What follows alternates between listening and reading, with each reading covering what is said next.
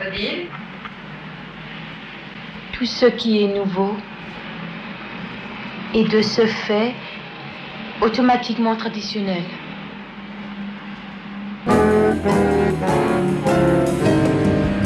Very good, my dear.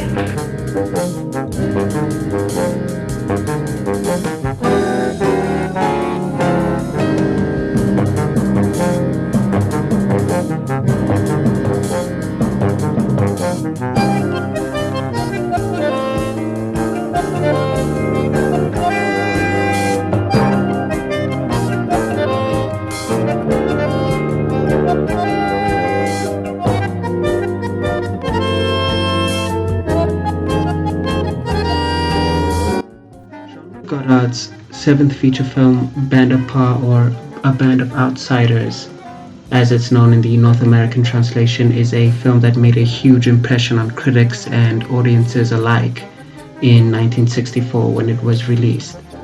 Film critic Pauline Kael had described it as being one of Godard's most charming films.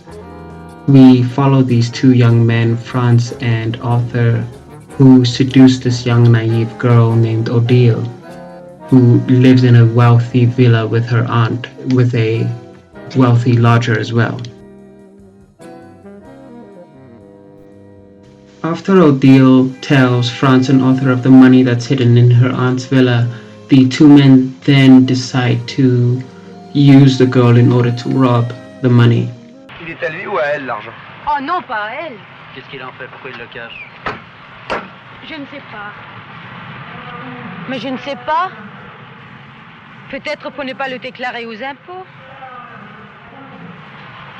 Vous avez mal compris ce que je vous disais. Alors il vole le gouvernement et il mérite d'être volé lui-même.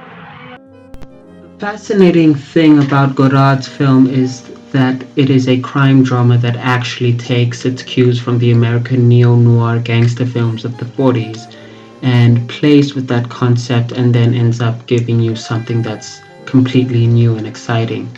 Something that you've never seen before in this genre, while still delivering the goods of the respective genre, whether it's horror, thriller, or crime. Godard looks at this and plays with it, and it's Godard's playfulness that sets this crime drama apart. You have this gang that's kind of an unlikely trio in a way. As Philip Laporte puts it, it's hard to imagine a trio less cut out for crime, and that's a very true assessment. Arthur is supposed to be this tough guy who finds himself tongue-tied in speaking to Odile.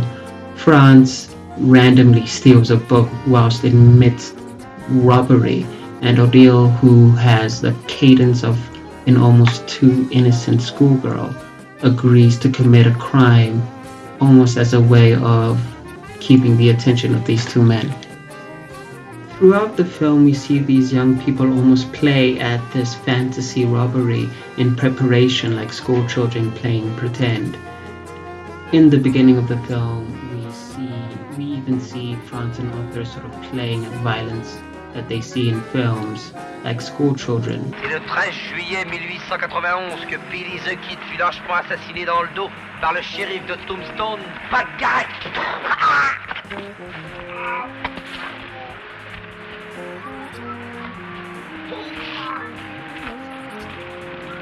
And then later we see them playing at real violence closer to the end of the film.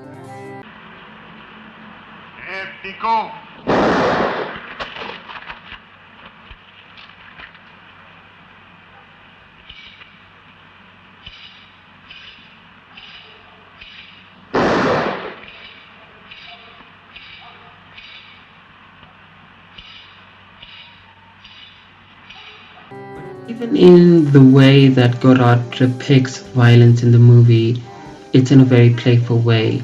In one of the characters' scenes, one of their death scenes, you have this long drawn out death that's almost ridiculous and over theatrical. This is in a way Godard's technique in drawing the audience's attention to the fact that we are watching a movie. And it's that kind of postmodern approach that became very popular in the 1960s in the cinema scene. You saw it in many French New Wave films, especially even in Sweden, in Ingmar Bergman films like Persona.